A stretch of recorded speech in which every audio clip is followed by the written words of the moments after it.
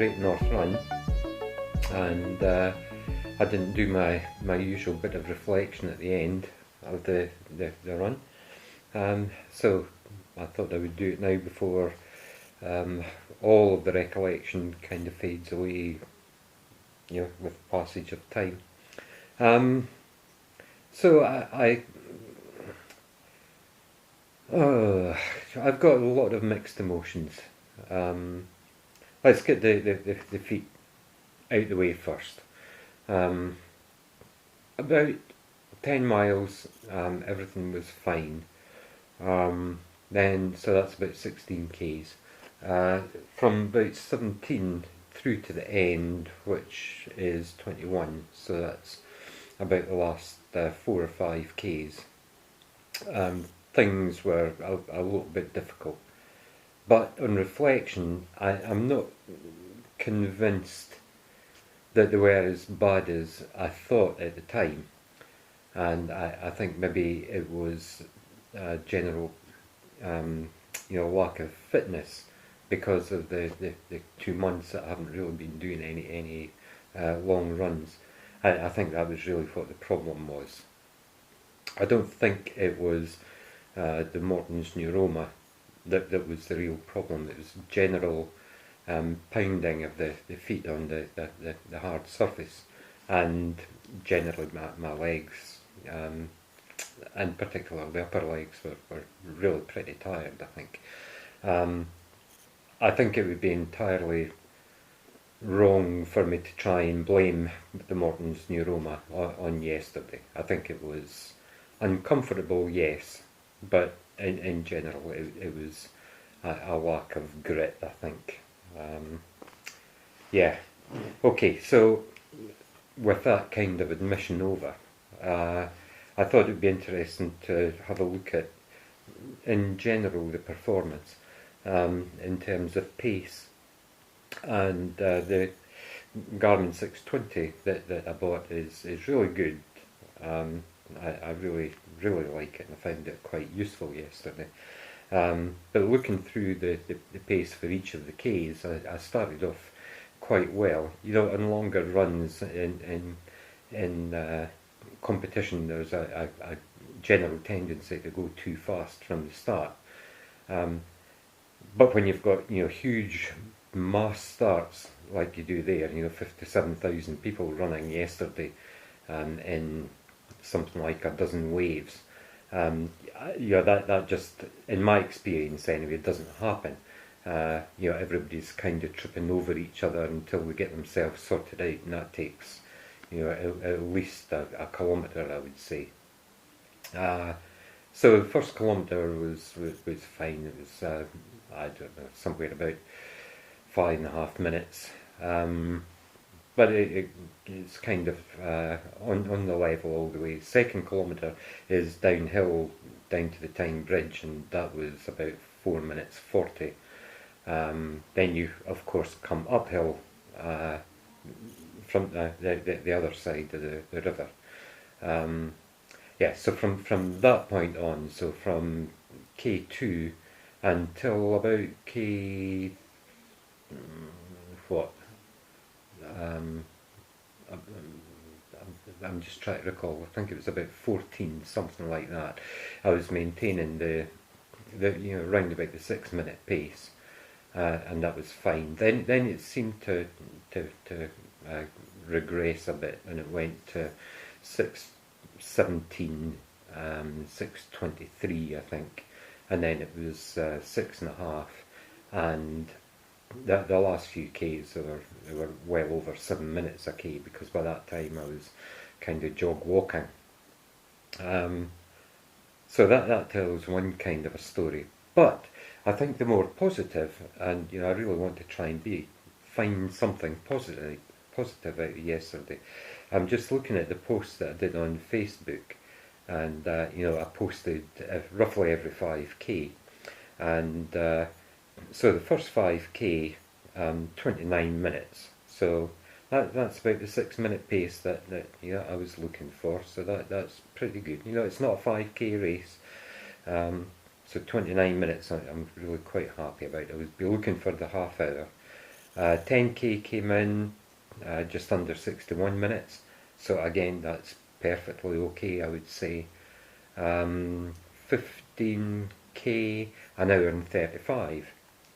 So up to the 15k mark, I was kind of on pace.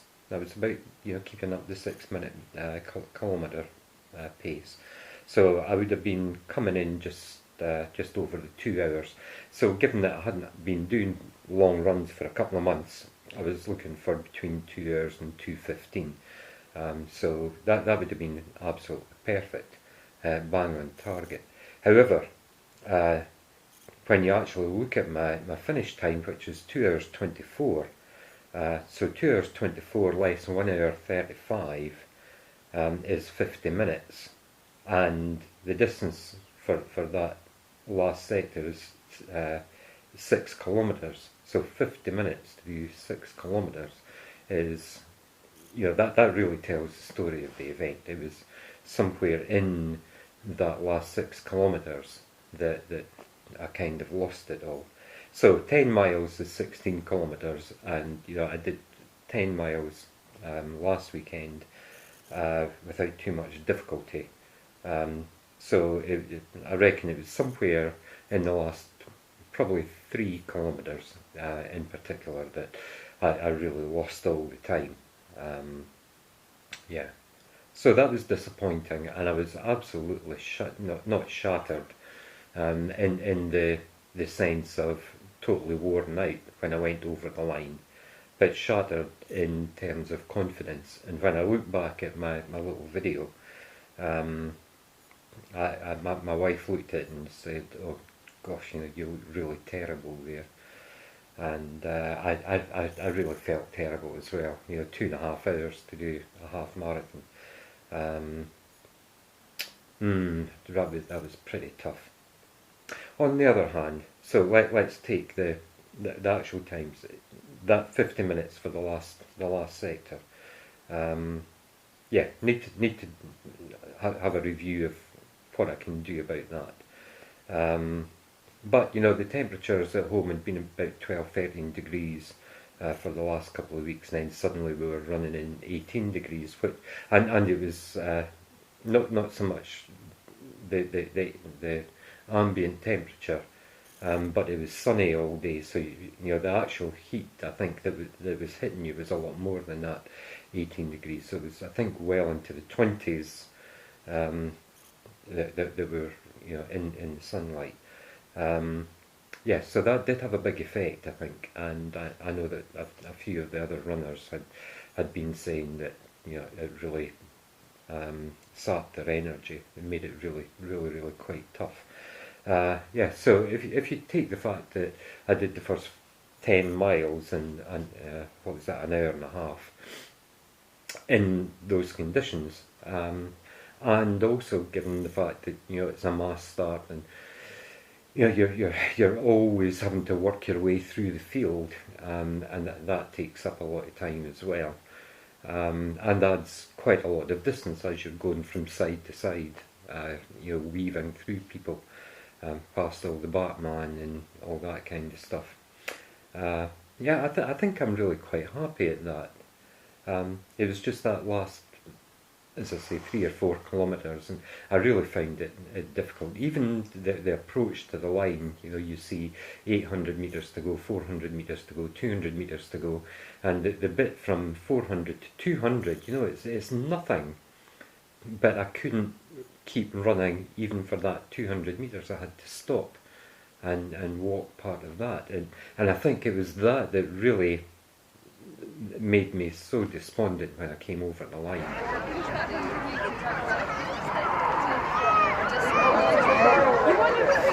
Oh God.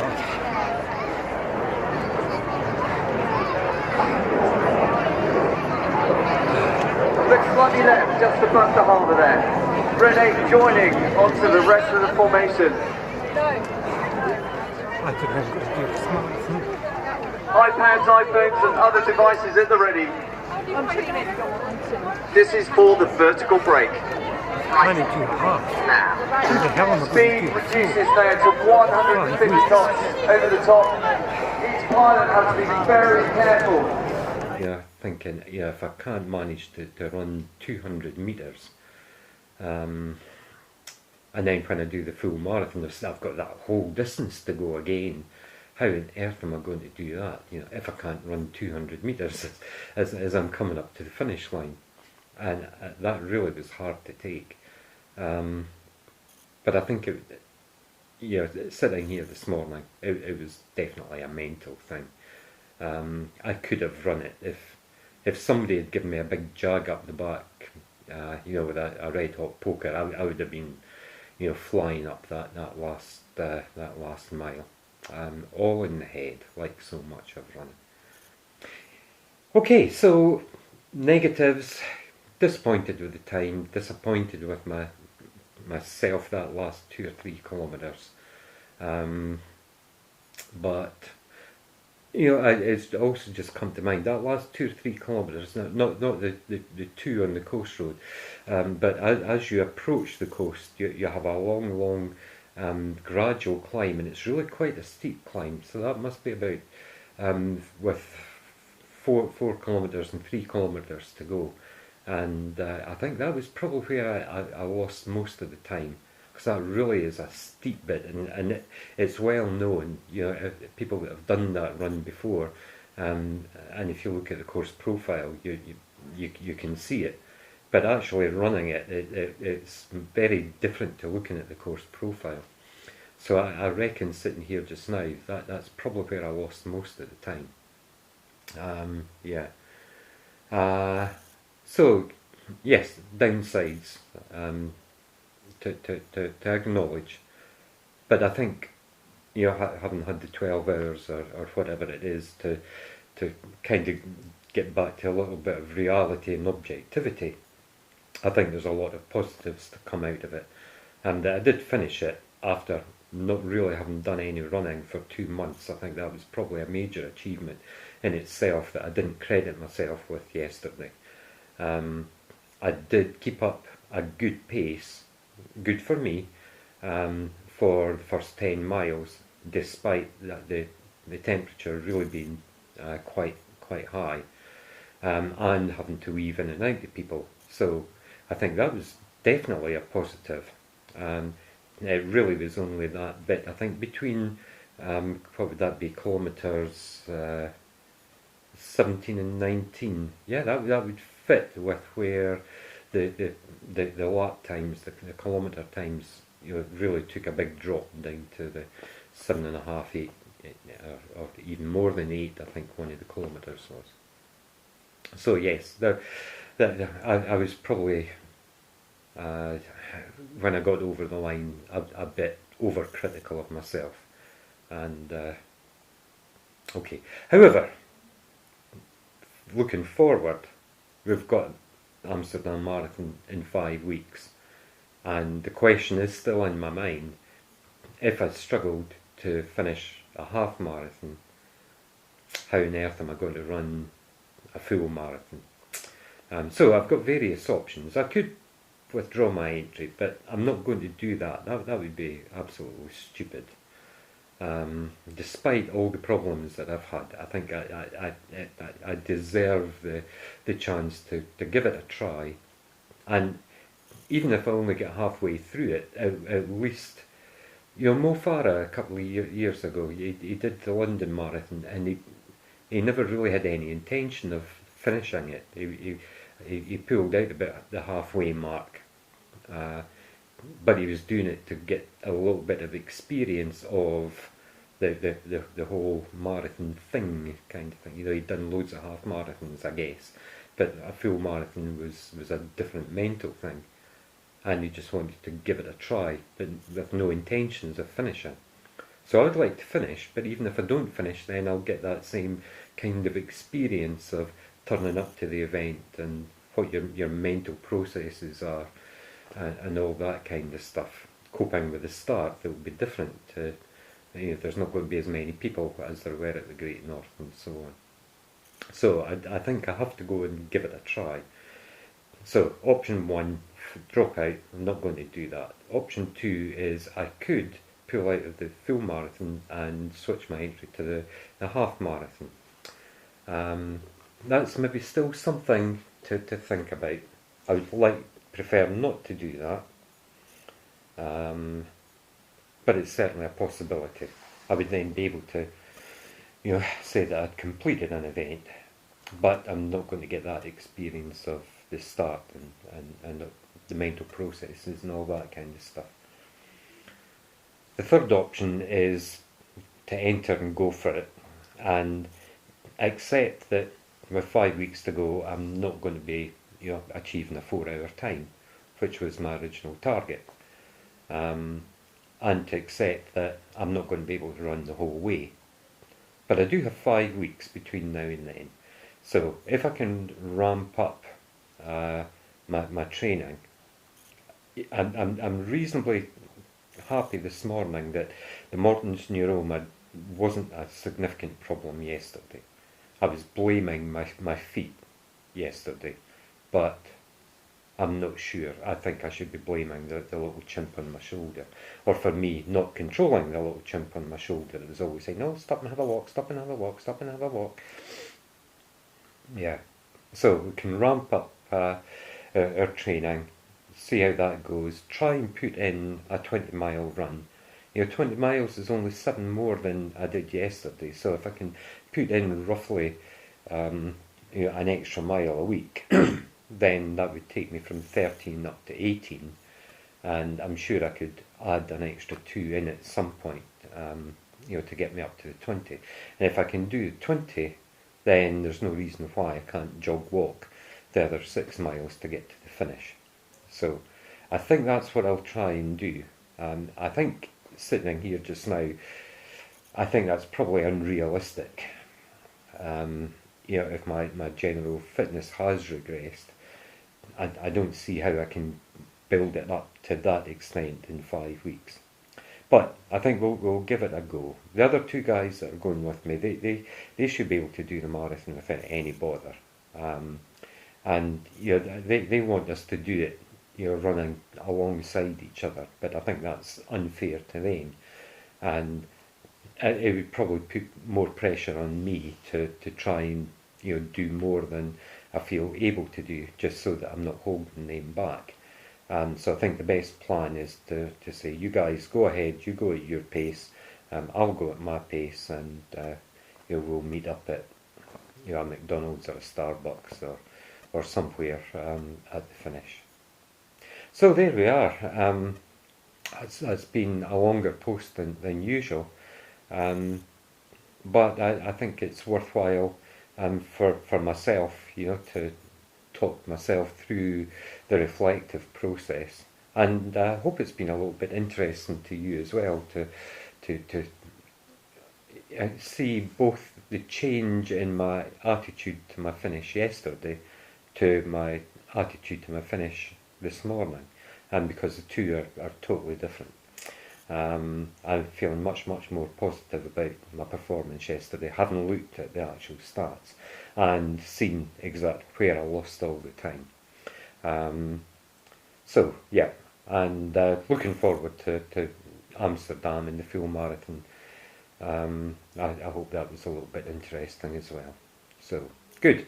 So we'll try and do a few runs this week, and we'll pick up the video blog now that we're getting back into it again as well. So we'll see you probably in a couple of days. Okay,